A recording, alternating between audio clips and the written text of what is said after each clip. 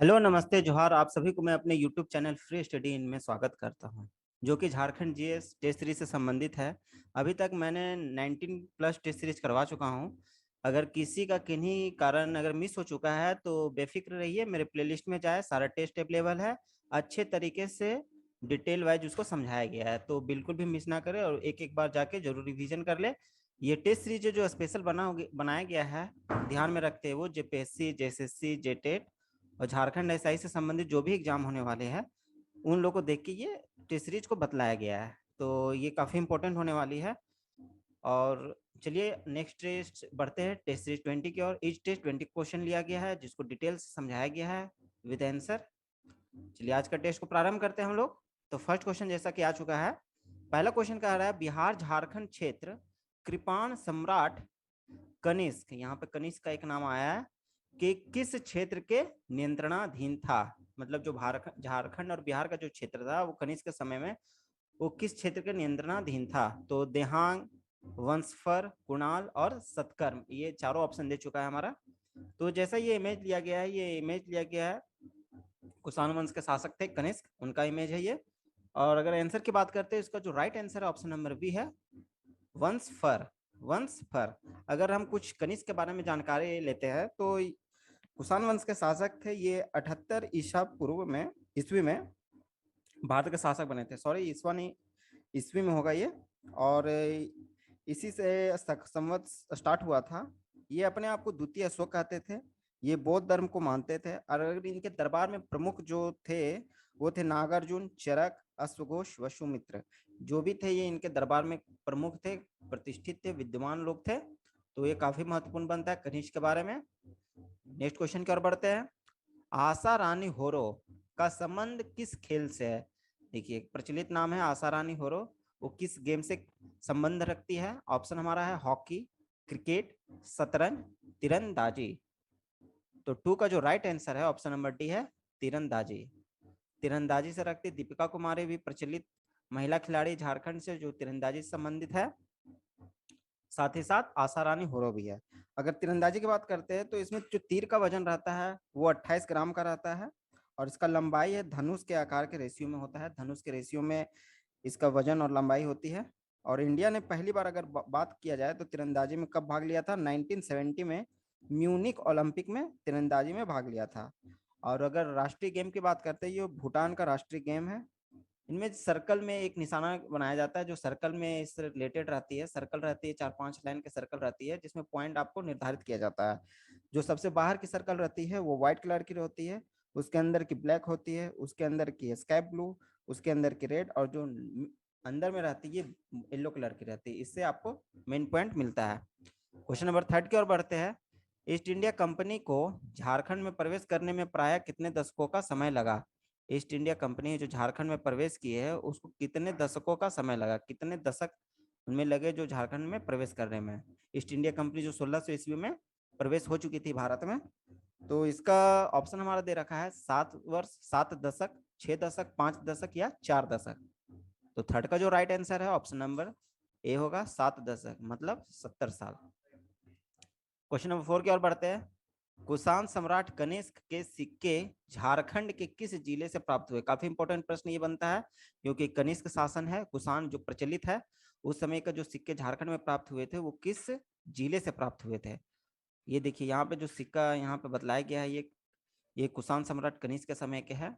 अगर जिले की बात करते हैं तो ऑप्शन दे रखा है रामगढ़, बोकारो, साहेबगंज और रांची। तो जो 4 का जो राइट आंसर है ऑप्शन नंबर डी होगा, रांची में। रांची वाले जिले में कुषाण सम्राट कनिष्क के सिक्के प्राप्त हुए थे। कनिष्क कुल के ये कनिष्क कुल के ये लास्ट महाशासक वसुदेव थे, ठीक है। और उसके सिक्के पर शिव की आकृति थी, जैसा कि इस फोटो में दिखलाया गया है। ये शिव की आकृति को संबंधित आप जान सकते हैं। और इस काल में पक्की ईंटों का प्रयोग होता था। अगर प्रसिद्ध बुक की बात करते हैं, पुस्तक की बात करते हैं, तो कामसूत्र की रचना वात्स्यायन द्वारा इसी काल में हुई थी। तो ये प्रचलित नाम है, काफी इंपॉर्टेंट है कुषाण सम्राट कनिष्क के सिक्के के संबंधित। चलिए क्वेश्चन नंबर 5 की ओर बढ़ते हैं। नेक्स्ट क्वेश्चन, विक्रम सिंह के द्वितीय पुत्र द्वारा स्थापित खरसावां का अंग्रेजों के साथ विधिवत संबंध वर्ष स्थापित हुआ था। जो विक्रम सिंह के द्वितीय पुत्र थे, उनका खरसावा का अंग्रेजों के साथ विधिवत संबंध किस वर्ष स्थापित हुआ था? ऑप्शन हमारा 1765, 1778, 1912 या 1914। तो जो 5 का जो राइट आंसर होने वाली है वो ऑप्शन नंबर सी होगा, 1912, 1912 का। ठीक है, क्वेश्चन नंबर 6 की ओर बढ़ते हैं हम लोग। छोटा नागपुर काश्तकारी अधिनियम, सीएनटी एक्ट, छोटा नागपुर काश्तकारी अधिनियम 1908 वाली बात हो रही है, कब पारित हुआ था, किया गया था? देखिए ये ऑप्शन भी हमारा दे रखा है। जैसे सीएनटी हम लोग एक्ट जानते हैं 1908, आपको बतलाना है एसएनटी एक्ट कब पारित किया गया था। ठीक है, तो यहाँ पे सीएनटी की बात पूछा गया, ये कब पारित किया था? ऑप्शन अगर देखते हैं तो 1908, 1908, 1910, 1912 या 1914। देखिए ये संबंधित है, भूमि से संबंधित है। अगर इसके आंसर की बात करते हैं तो इसका जो राइट आंसर होगा ऑप्शन नंबर ए होगा, 1908 होगा, 1908 होगा, 1908 इसका राइट आंसर होगा। सीएनटी में 19 अध्याय होते हैं थे और 271 धाराएं हैं। यह अधिनियम 11 नवंबर 1908 से लागू हुआ था। तो एग्जाम के लिए इंपॉर्टेंट है, काफी इंपॉर्टेंट है। अगर डेट की बात करते हैं तो 11 नवंबर 1908 को यह पारित हुआ था। भूमि से संबंधित ये सीएनटी एक्ट अधिनियम जो पारित किया गया था। ठीक है, चलिए क्वेश्चन नंबर 7 की ओर बढ़ते हैं हम लोग।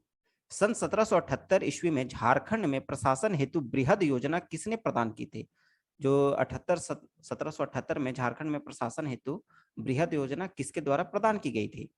ऑप्शन हमारा दे रखा है, John Dalton, Wilkinson, Robert brown, Cunningham. तो जो 7 का जो राइट आंसर है ऑप्शन नंबर सी है, रॉबर्ट ब्राउन। क्वेश्चन नंबर 7 की और 8 की ओर बढ़ते हैं। तिलका मांझी को अंग्रेजों द्वारा किस वर्ष धोखे से पकड़ा गया था? कब तिलका मांझी को धोखे से पकड़ा गया था? ऑप्शन हमारा दे रखा है 1778, 1781, 1783, 1785। देखिए ये तिलका मांझी का इमेज है, ये तिलका मांझी है। इनका जो अगर कार्यकाल की बात करते हैं या जन्म या मृत्यु संबंधित है इनका जीवन, तो 11 फरवरी 1750 से 1784 इनकी जन्म से लेकर मृत्यु तक का डेट दिया हुआ है। और ये one of the first freedom fighter of India, ऐसा माना जाता है कि इन्हें first freedom fighter of India के नाम से भी जाना जाता है।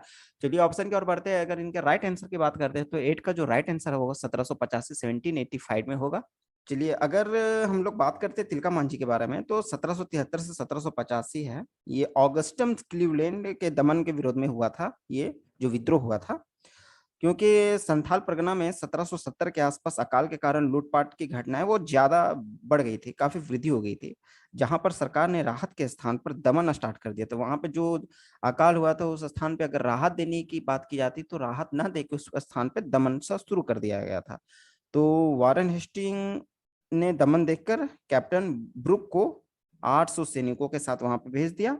और तिलका मांझी जिसको जबरा पहाड़िया के नाम से जाना जाता है, तो ऐसा क्वेश्चन बनता है एग्जाम में कि तिलका मांझी को और किस नाम से जाना जाता है, तो जबरा पहाड़िया। ठीक है, तो ये साल के पत्तों के माध्यम से संदेश भेजा करते थे गांव में, अपने सहपाठियों, अपने दोस्तों, अपने मित्रों के साथ बीच में साझा करते थे। साल के पत्तों में ये अपना संदेश को भेजा करते थे। सन 1784 में क्लीवलैंड के तीर से मारकर हत्या कर दी गई थी। काफी इंपॉर्टेंट प्रश्न ये बनता है, कब? 1784, 1784 में क्लीवलैंड को तीर से मारकर हत्या कर दी थी। पेड़ पे चढ़े हुए थे, क्लीवलैंड घोड़े से जा रहा था और उसे तीर से मारकर हत्या कर दी थी। इसके बाद छापा मार युद्ध स्टार्ट कर दिया गया और भागलपुर में एक बरगद के पेड़ पर इनको फांसी दी गई थी। कब? 1785 में। तो ये काफी महत्वपूर्ण प्रश्न यहाँ जो भी बनते तिलका मांझी से मैं आप लोग बतला चुका हूँ। तो ये काफी महत्वपूर्ण प्रश्न है, इसे याद रखिए। नेक्स्ट क्वेश्चन के बढ़ते हैं। क्वेश्चन नंबर 9, किसके शासनकाल में सिंह राज्य की कुल देवी पोरो देवी, देखिए पोरी देवी, सिंह राज्य की कुल देवी, अगर प्रश्न बनता है कि सिंह राज्य की कुल देवी का नाम क्या था, तो वह है पौरी देवी। का प्राण प्रतिष्ठा की गई थी, इनकी प्राण प्रतिष्ठा की गई थी। ऑप्शन अच्युत सिंह, नरसिंह देव, अर्जुन सिंह, कुणाल सिंह। 9 का जो राइट आंसर होगा ऑप्शन नंबर ए होगा, अच्युत सिंह। अच्युत सिंह के कार्यकाल में पोरी देवी की प्राण प्रतिष्ठा की गई थी। काफी महत्वपूर्ण प्रश्न बना है, जेपीएससी में देखा गया इस तरह के प्रश्न को। क्वेश्चन नंबर 10 देखते हैं। तिलका मांझी से संबंधित ही प्रश्न है ये। तिलका मांझी को किस वर्ष फांसी दी गई थी? देखिए अभी जैसा मैं बतला चुका हूं तिलका मांझी के बारे में, उनको अगर फांसी दी गई थी तो 1785 में दी गई थी। Option number C is the right answer. अगर ऑप्शन की बात करते हैं तो ऑप्शन हमारा दे रखा है 1781, 83, 1785 और 1787 में।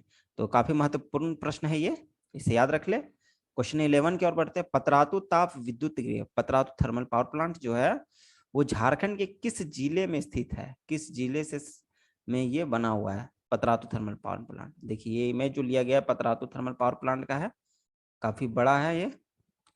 ऑप्शन हमारा है रामगढ़, हजारीबाग, देवघर, दुमका। तो 11 का जो राइट आंसर है ऑप्शन नंबर ए होगा रामगढ़। रामगढ़ में पतरातू ताप विद्युत गृह स्थित है। अगर ये रामगढ़ जिले में है, 1859 एकड़ का यूज करता है, जिसमें 4000 मेगावाट का उत्पादन हुआ है। ये देश का पहला प्रदूषण मुक्त प्लांट होगा। 1965 ईस्वी में इंडिया और रसिया के सहयोग से बना हुआ था। ठीक है, तो ये है पतरातू थर्मल पावर प्लांट से संबंधित प्रश्न बनते हैं। क्वेश्चन नंबर 12 की बात करते हैं। तो तिलका मांझी को किस वृक्ष पर लटकाकर फांसी दी गई थी? किस वृक्ष पर लटकाकर तिलका मांझी को फांसी दी गई थी? काफी महत्वपूर्ण प्रश्न है। जैसा कि मैं पीछे वाले क्वेश्चन में बतला दिया हूँ, तिलका मांझी को कहाँ फांसी दी गई थी, उसके बारे में कुछ डिटेल जानकारी भी दी थी। अगर ऑप्शन की बात करते हैं तो हमारा ऑप्शन दे रखा है शीशम, साल का पेड़, आम का वृक्ष या बरगद का वृक्ष। तो ये फोटो जो दिया गया है तिलका मांझी की फांसी का संबंधित फोटो है। अगर आप इस पेड़ को ध्यान से देखते तो एक आप ऐसा पकड़ सकते हैं, तो ये बरगद का पेड़, बरगद का पेड़ से संबंधित ये है।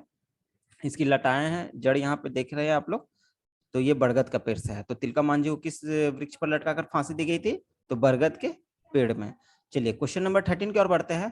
भारतीय स्वाधीनता संग्राम में झारखंड के पहले विद्रोही शहीद कौन थे?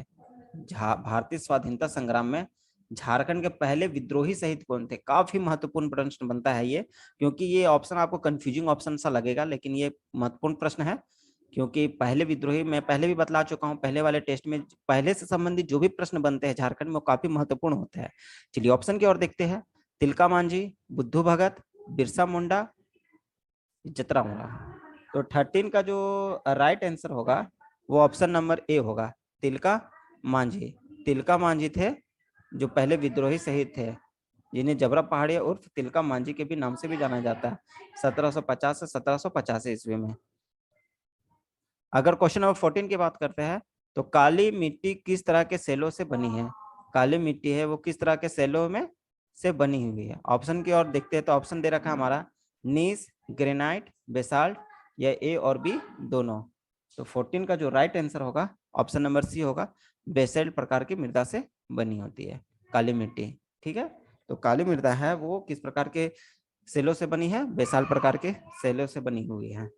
ठीक है, तो जो काली मृदा होती है इसका विकास मुख्य रूप से राजमहल ट्रैप के क्षेत्र में हुआ है और इसे रेगुर मृदा भी कहा जाता है। इस मृदा में लोहा और एल्युमिनियम के यौगिक तथा हामिस जो होता है वो पाया जाता है। और अगर देखा जाए तो ये पोटाश, चूना और एल्युमिनियम कार्बाइड के दृष्टिकोण से काफी मृदा धनी होती है, जबकि इसमें नाइट्रोजन, फास्फोरसम और जैविक पदार्थों की काफी कमी देखी गई है। इसके द्वारा काली मिट्टी में ऑक्सीजन की क्रिया होती है। ठीक है, कभी कभी जिसमें कारण इसमें दरार को भी देखने को मिलता है। तो ये कुछ था डिटेल था आपको, वो काली पहाड़ी से संबंधित प्रश्न थे। अगर क्वेश्चन नंबर 15 की बात करते हैं, तो झारखंड में पारसनाथ की पहाड़ी, जो झारखंड में पारसनाथ की पहाड़ी झारखंड के सबसे बड़ी पहाड़ी के नाम से भी जाना जाता है, तो किस पठार का हिस्सा है? वो किस पठार का हिस्सा है? ऑप्शन हमारा दे रखा है हजारीबाग का पठार, गिरिडीह का पठार, रांची का पठार, सिंहभूम का पठार। तो ये जो फिगर दिया हुआ है ये पारसनाथ की पहाड़ी का है, और ये ऑब्वियसली इसका जो राइट आंसर होगा ऑप्शन नंबर बी होगा, गिरिडीह का पठार। अगर हम लोग डिटेल कुछ जानकारी लेना चाहते हैं पारसनाथ की पहाड़ी के बारे में, तो ये जैनियों का प्रसिद्ध तीर्थ स्थल पारसनाथ है। अपने धार्मिक महत्व और प्राकृतिक सौंदर्य में श्रद्धालुओं को आकर्षित करता है। और ये है 23वें तीर्थंकर पारसनाथ। वह अन्य जो 19 तीर्थंकर थे, वैसे जैन धर्म में 24 तीर्थंकर हुए थे, जिसमें 23वें तीर्थंकर पारसनाथ थे, और जिनके सहयोगी 19 तीर्थंकर जो और हुए थे, उनका निर्वाण स्थल ये इसी पर्वत पे हुआ था, पारसनाथ की पहाड़ी पे। ठीक है, ये दुनिया का, पारसनाथ में दुनिया का सबसे भव्य मंदिर तलेटी स्थित है, का निर्माण किया जा रहा है, जो 500 करोड़ की लागत से बनाया जा रहा है। जैन धर्म के लोग इस स्थान को समेत शिखर के नाम से जाना जाता है। तो ये काफी महत्वपूर्ण प्रश्न बनता है, समेत शिखर किसे कहते हैं? तो पारसनाथ की पहाड़ी को। संथाल समुदाय के लोग इस पहाड़ी को मरांग बुरु के नाम से भी जाना जाता है, और कार्तिक माह के में इसमें एक जनी शिकार के खेल भी आयोजित किया जाता है। तो इस तरह से ये काफी महत्वपूर्ण प्रश्न है पारसनाथ की पहाड़ी से संबंधित। क्वेश्चन नंबर 16 की ओर बढ़ते हैं। झारखंड की द्वितीय सर्वोच्च शिखर कौन सी है? झारखंड की द्वितीय सर्वोच्च शिखर कौन सी है? तो ऑप्शन अगर देखते हैं तो पारसनाथ, नेतरहाट, सरुवत, इनमें से कोई नहीं। तो पारसनाथ प्रथम सर्वोच्च शिखर है, नेतरहाट नहीं हो सकता, लातेहार में स्थित है, और सरुवत जो इसका जो है ऑप्शन नंबर सी जो वो राइट आंसर होगा। तो इसका जो right answer option number C होगा। चलिए नेक्स्ट सवाल की ओर बढ़ते हैं। क्वेश्चन नंबर 17 आ चुका है यहाँ। चंद्रगुप्त मौर्य काल के शिलालेख संख्या 13 में झारखंड क्षेत्र का उल्लेख किस नाम से किया गया? ये द्वितीय सर्वोच्च शिखर कौन सी है? तो ऑप्शन अगर देखते हैं तो पारसनाथ, नेतरहाट, सरुवत, इनमें से कोई नहीं। तो पारसनाथ प्रथम सर्वोच्च शिखर है, नेतरहाट नहीं हो सकता, लातेहार में स्थित है, और सरुवत जो इसका जो है ऑप्शन नंबर सी जो वो राइट आंसर होगा। तो इसका जो right answer option number C होगा। चलिए नेक्स्ट सवाल की ओर बढ़ते, क्वेश्चन नंबर 17 आ चुका है यहाँ। चंद्रगुप्त मौर्य काल के शिलालेख संख्या 13 में झारखंड क्षेत्र का उल्लेख किस नाम से किया गया? देखिए चंद्रगुप्त मौर्य से संबंधित है, काफी महत्वपूर्ण प्रश्न बनते हैं क्योंकि ये भारत में भी राज किया है, तो ये झारखंड में अगर उनकी बात होती है तो ये काफी महत्वपूर्ण है। तो ऑप्शन अगर बात करते हैं कुकरा, सुतियांबे, आठवीं या अंतरा, ये देखिए उनका शिलालेख का एक यहाँ पे लिया है, फोटो लिया गया है, इस शिलालेख का उनका कुछ है जो हम लोग पढ़ाई से दूर है। तो अगर इसका जो राइट आंसर की बात करते हैं तो 17 का जो राइट आंसर होगा वो ऑप्शन नंबर सी होगा, आठवीं। क्या होगा? आठवीं। अगर हम लोग कुछ चंद्रगुप्त मौर्य के बारे में जानकारी करते हैं तो 322 से 297 ईसा पूर्व में इनका जो काल था वो रखा गया था, और इनमें इनके समय सेल्यूकस निकेटर जो आए थे, है ना, जिसमें सेल्यूकस की हार हुई थी और इनके बीच में युद्ध हुआ था, और सेल्यूकस की पुत्री का विवाह चंद्रगुप्त के साथ हुआ था, और ये 500 हाथियों के बदले ये कंधार को दे दिए थे, ऐसा कुछ बतलाया गया है। और मेगस्थनीज ने पाटलिपुत्र में रहते हुए इंडिका की रचना भी की थी। ठीक है, तो ये संबंधित प्रश्न बनते हैं, सेल्यूकस, निकेटर और चंद्रगुप्त मौर्य से संबंधित जो भी प्रश्न थे मैं बतला दिया। अगर क्वेश्चन नंबर 18 की बात करते हैं, उरांव जनजाति में धार्मिक कार्यों को कौन संपन्न करता है? ऑप्शन दे रखा है प्राणिक, गुणायत, पाहनव, मुकद्दम। तो 18 का जो राइट आंसर है ऑप्शन नंबर सी है, पाहनव। क्या है? पाहनव। ठीक है, चलिए क्वेश्चन नंबर हम लोग नेक्स्ट की बात करते हैं, क्वेश्चन नंबर 19 की बात करते हैं। ठीक है, उससे पहले मैं उरांव जनजाति के बारे में कुछ बतला देता हूँ। ये द्रविड़ प्रजाति की है और ये संथाल जनजाति के बाद ये सर्वाधिक जनसंख्या वाला जनजाति है, और विस्तृत क्षेत्र में लातेहार, पलामू, लोहरदगा, रांची, सिमडेगा, गुमला में निवास करते हैं। इसमें पाहन के बाद महत्वपूर्ण अधिकारी होते हैं। इसमें पढ़ा जो होता है नामक संगठन के प्रधान को पढ़ा राजा कहते हैं। जो पढ़ा होता है वो कभी कभी 12, 21 या 84 गांवों के एक समूह का होता है।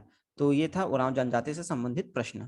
क्वेश्चन 19 की ओर बढ़ते हैं। पाहन गांव बनाता है एवं महतो गांव चलाता है, यह परंपरा किस जनजाति में देखी जाती है? ये परंपरा किस जनजाति में देखी गई है? उरांव, संथाल, मुंडा, हो। तो इस 19 का जो राइट आंसर है ऑप्शन नंबर ए होगा, उरांव में ये देखा गया। चलिए आज का जो आखिरी और लास्ट प्रश्न हम लोग पढ़ रहे हैं, क्वेश्चन नंबर 20। मुंडा जनजाति के लोग अपनी भाषा को क्या कहते हैं? काफी महत्वपूर्ण प्रश्न है ये। अगर ऑप्शन की ओर बात करते हैं तो ये माल्टो, खेमट, होड़ो जगर, छपेली।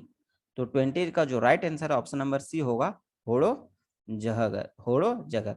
तो ये काफी महत्वपूर्ण प्रश्न बनते थे मुंडा जनजाति। अगर मुंडा जनजाति की बात करते हैं तो ये प्रो ऑस्ट्रेलाइट समूह से है, ये अपनी भाषा को होड़ो जोर कहते हैं। और गोत्र अगर बात करते हैं तो इनके गोत्रों की संख्या 340 है, जिनमें से प्रमुख होते हैं सांडील, होरो, नाग, कमल, ईटीसी। अगर ये बुंडू, तमार, अड़की, सोनाहातू, तुरपा, गुमला, सिमडेगा इत्यादि जगहों में ये मुंडा जनजाति पाए जाते हैं। अगर पंचायत व्यवस्था की बात करते हैं तो इसमें भी उरांव के भांति ही पढ़ा पंचायत होते हैं, हाथू पंचायत होते हैं, परंतु इसमें जो प्रमुख होते हैं वो मुंडा होते हैं। तो ये आज का प्रश्न था, आखिरी प्रश्न था। चलिए नेक्स्ट की ओर बढ़ते हैं। ये एक मैं झारखंड का मैप लिया हूँ जो संबंधित है major soil types of India, कि भारत में किस किस स्थान पे किस तरह के मृदा पाए जाते हैं। तो ये एल्यूवियल, जिसको हम लोग जलोढ़ मृदा कहते हैं, ब्लैक काली मृदा होती है, रेड येलो लाल या पीली मृदा, लेटराइट मृदा लेटराइट होती है, एराइड या शुष्क इसको मृदा कहते हैं, फॉरेस्ट और माउंटेन जंगली और पहाड़ी मृदा कहते हैं। तो जैसा यहाँ एल्यूवियल की बात करते हैं तो ये वाले क्षेत्र में आपको जलोढ़ मृदा मिल जाएगी, जैसे बिहार वाले क्षेत्र में गंगा बेसिन से संबंधित जो भी है इधर एरिया वो आपको मिल जाएगी। कुछ क्षेत्र वेस्ट बंगाल में पड़ता है, असम में पड़ता है, यहाँ पे बिहार के एरिया में मिल जाएगी आपको, उत्तराखंड के एरिया में मिल जाएगी, उत्तर प्रदेश के एरिया में मिल जाएगी, दिल्ली से संबंधित, यहाँ पंजाब से संबंधित, हरियाणा, ऐसे वाले क्षेत्र में आपको कुछ कुछ क्षेत्र यहाँ पे राजस्थान को भी टच करते हुए मिलता है। अगर हम लोग नीचे की बात करते हैं ब्लैक सॉइल की, तो ये मिडिल वाले क्षेत्र में काली मृदा पाई जाती है। नंबर 2 की अगर बात करते हैं तो ये मध्य प्रदेश, छत्तीसगढ़, राजस्थान, गुजरात, महाराष्ट्र वाले एरिया को कवर करती है। साथ में कुछ कुछ साउथ की तेलंगाना, आंध्र प्रदेश एरिया को भी कवर की जाती है। छिटपुट जगह में हमारे झारखंड में भी ये मृदा देखने को मिलती है। थर्ड की बात करते हैं, अगर रेड और येलो सॉइल, लाल या पीली मृदा की बात करते हैं, तो ज्यादातर झारखंड, इंडिया के ज्यादातर क्षेत्र में ये मृदा पाई जाती है। अगर नॉर्थ ईस्ट की बात करते हैं तो ज्यादा क्षेत्र इसमें यही कमांड किया हुआ है, कवर किया हुआ है, त्रिपुरा, मेघालय, मिजोरम, मणिपुर, अरुणाचल प्रदेश से संबंधित ही ये झारखंड वाले ज्यादा क्षेत्र में पाए जाते हैं, छत्तीसगढ़ वाले क्षेत्र में पाए जाते हैं, उड़ीसा वाले क्षेत्र में मिलने को देखने को मिलेगा, और यहाँ पे कर्नाटक से संबंधित वाले एरिया को भी देखने को मिलेगा। अगर हम लोग शुष्क वाले क्षेत्र की बात करते हैं तो शुष्क में जहाँ पे पानी कम मिलती है वहां पे शुष्क वाले क्षेत्र में है। तो शुष्क वाले क्षेत्र का अगर हम लोग बात करते हैं तो ये अपना गुजरात और राजस्थान को यहाँ पे मिलेगा, जहाँ पे गुजरात में सबसे ज्यादा शुष्क क्षेत्र वाली मृदा पाई जाती है। अगर हम लोग लास्ट फॉरेस्ट और माउंटेन वाली बात करते हैं तो ये माउंटेन जो हमारा हिमालय रेंज आता है वो अपना जम्मू कश्मीर वाले ज्यादा क्षेत्र में पाए जाते हैं, कुछ पात्र सिक्किम में पाए जाते हैं, और कुछ क्षेत्र आपके अरुणाचल प्रदेश में भी देखने को मिलेगा। तो ये वाले क्षेत्र में पहाड़ी और माउंटेनी वाले क्षेत्र की मृदा पाई जाती है। तो ये थे कुछ संबंधित प्रश्न जो बनते हैं मृदा से, तो इसे भी आप लोग बढ़िया से देख ले। चलिए, तो अगर जो भी जैसे सीजल की तैयारी कर रहे हैं, अगर उनका नागपुरी लैंग्वेज पेपर है तो बिल्कुल भी क्लास को मिस ना करें। मेरे कंटेंट में सारा नागपुरी से संबंधित क्लास को करवाया गया है और अभी वर्तमान में चल भी रहा है, जिनमें मैं अभी तक नागपुरी लोक साहित्य के मोस्ट इंपॉर्टेंट टॉपिक को अच्छे तरीके से हिंदी में सरल भाषा में समझाने की कोशिश किया हूँ, और साथ ही साथ नागपुरी सदानी व्याकरण को ट्रिक के माध्यम से बतलाया हूँ, जो आपको एग्जाम के पॉइंट ऑफ व्यू से काफी महत्वपूर्ण है। सारे इंपॉर्टेंट टॉपिक को कवर किया है। वन केवरा भाग 1 को इसमें पढ़ना है, जिनमें से कुछ महत्वपूर्ण स्टोरी को भी कंप्लीट करवाया गया है। तो इस तरह से आप मेरे चैनल से जुड़े रहे, और मैं नेक्स्ट टेस्ट सीरीज के साथ आपके बीच में आता हूँ। तब तक के लिए अपना ख्याल रखें। धन्यवाद।